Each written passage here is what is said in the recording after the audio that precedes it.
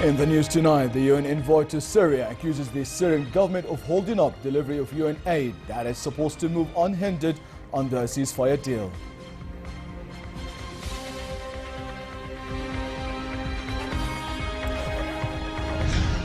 The Russian and Turkish generals hold talks on military cooperation and the crisis in Syria.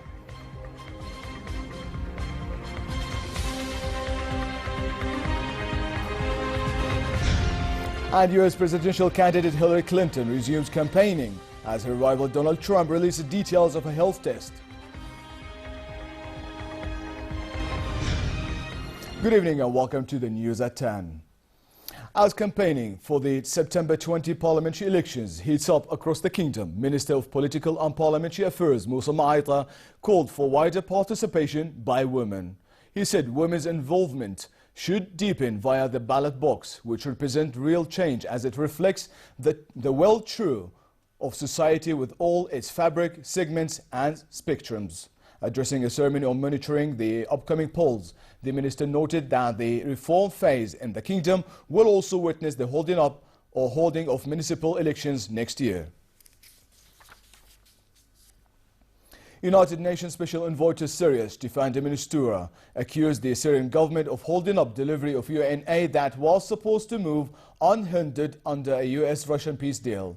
De Mistura told reporters in Geneva the Syrian government was expected to provide facilitation letters which would give access to aid convoys. Those facilitation letters, i.e. final permission for the UN to actually reach those areas, has not been received. That's a fact. It is particularly regrettable because normally during these days we are losing time. These are days which we should have used for convoys to move with the permit to go because there is no fighting.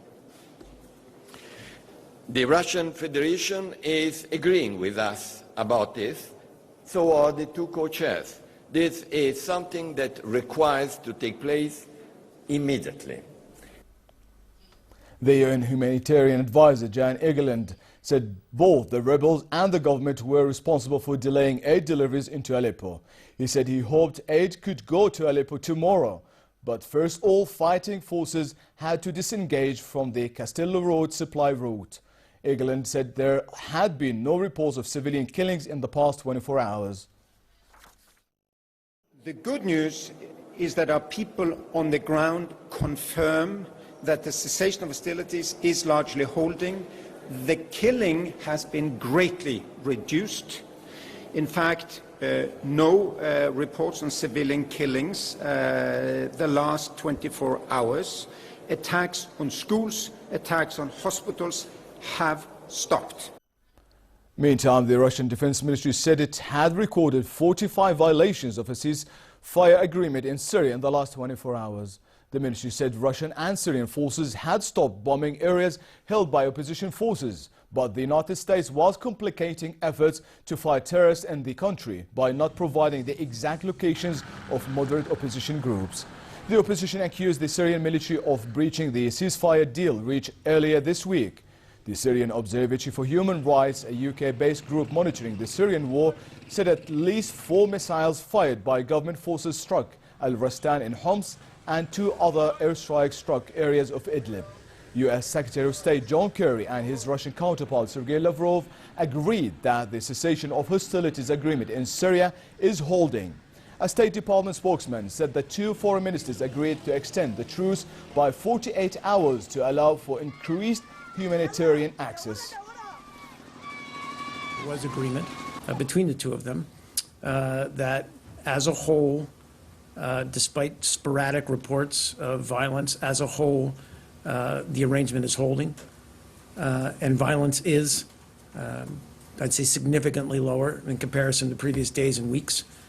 I'm not, and I can also just add that as part of their conversation, they agreed to, discussed and agreed to extend the cessation for another 48 hours. In Ankara, Russian Armed Forces Chief of Staff Valery Gerasimov held talks with his Turkish counterpart Hulusi Akar on military cooperation and the conflict in Syria. Turkish military sources said the meeting was positive and productive and strengthening understanding between the armies of the two countries. Ties between Moscow and Ankara were repaired last month after hitting a low in November when Turkey downed a Russian warplanes near the Syrian border.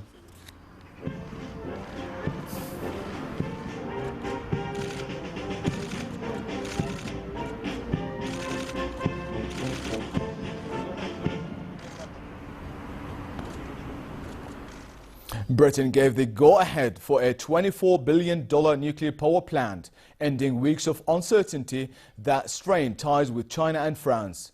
In a statement, the British government said it had decided to proceed with the Hinkley Point C project in southwest England after a comprehensive review.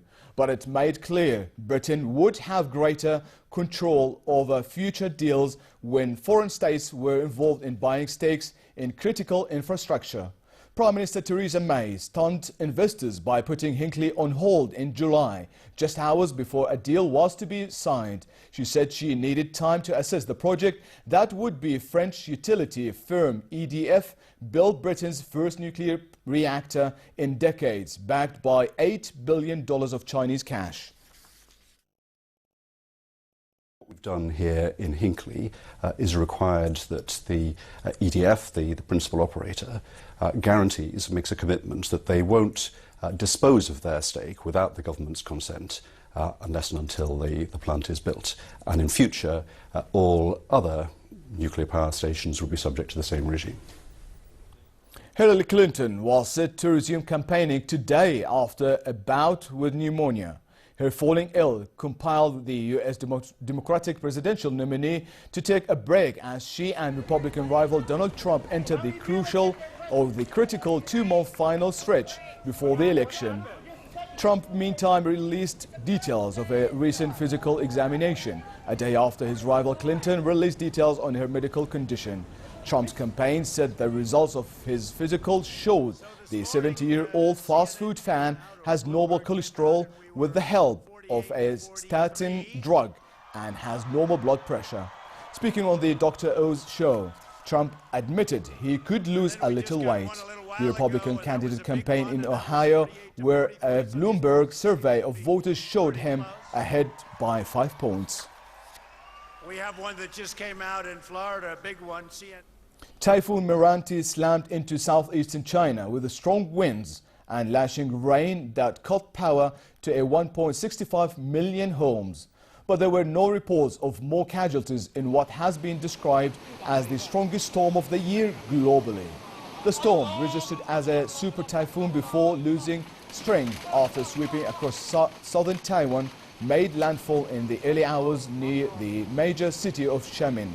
Dozens of flights and train services have been cancelled, disrupting travel at the start of the three-day mid-autumn festival holiday.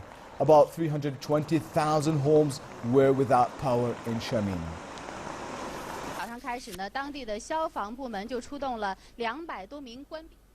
Karachi-bound express train collided with a freight train in Pakistan's central Punjab region, killing at least 6 people and injuring more than 150.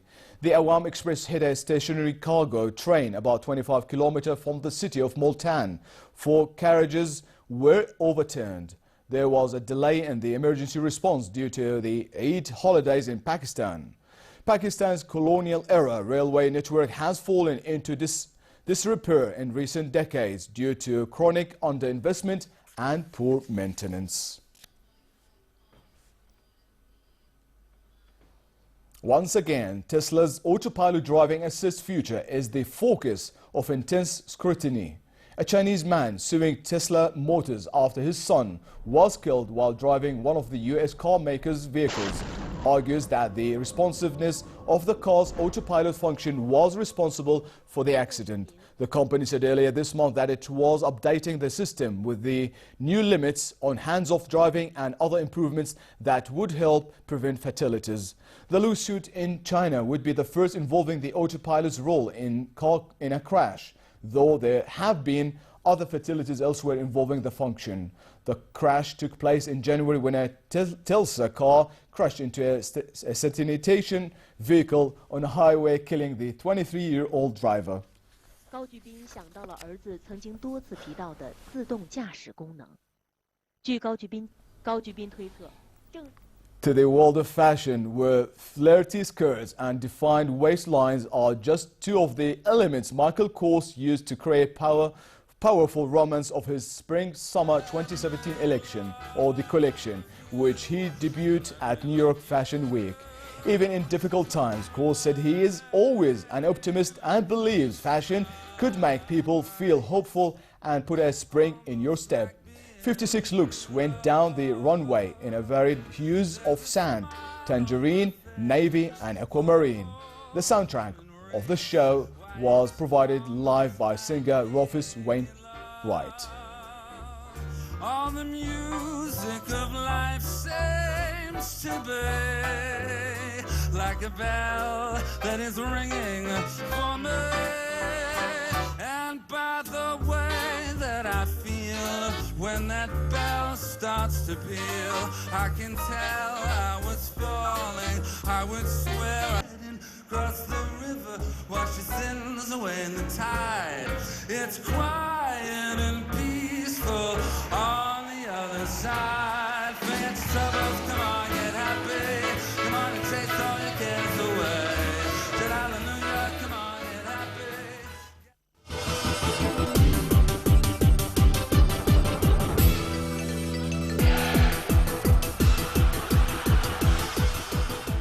The head of Ukraine's Football Federation said Kiev's Olympic Stadium will host the final of the 2018 Champions League. The 70,000 capacity stadium, which hosted the final of the 2012 European Championship, will be confirmed officially following a meeting of UEFA officials in Athens. The decision means Ukraine will host the match on May 26, less than a month before the World Cup begins in neighboring Russia.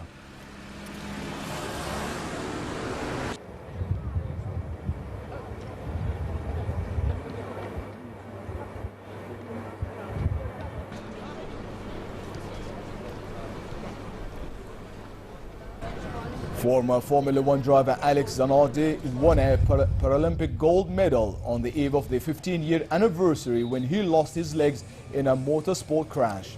The 49-year-old hand cyclist, who won 2 gold medals at London 2012, finished first in the H5 road time trial in Rio. He had both legs amputated after crashing in the American Memorial 500 kart race in Germany in 2001. Zanardi, who has also won 8 world titles since first racing a hand bike in 2009, completed the 20-kilometer course in 28 minutes and 36.81 seconds. And finally, the weather forecast: fair for the rest of tonight across many regions and also moderate in the Jordan Valley and the Dead Sea. Tomorrow, a slight drop in temperature is expected with a high of 31 degrees in Amman, but will remain relatively hot in most regions with 37 degrees in the forecast for the Dead Sea.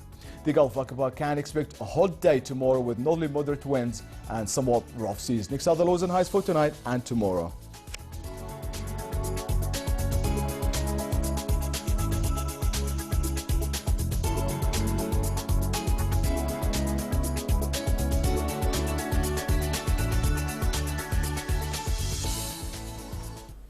To close our top stories once again, the UN envoy to Syria accuses the Syrian government of holding up delivery of UN aid that is supposed to move unhindered under a ceasefire deal.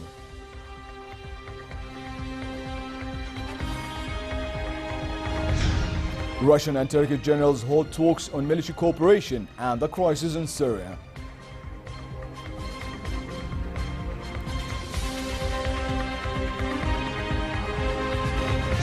And U.S. presidential candidate Hillary Clinton resumes campaigning as her rival Donald Trump releases details of a health test.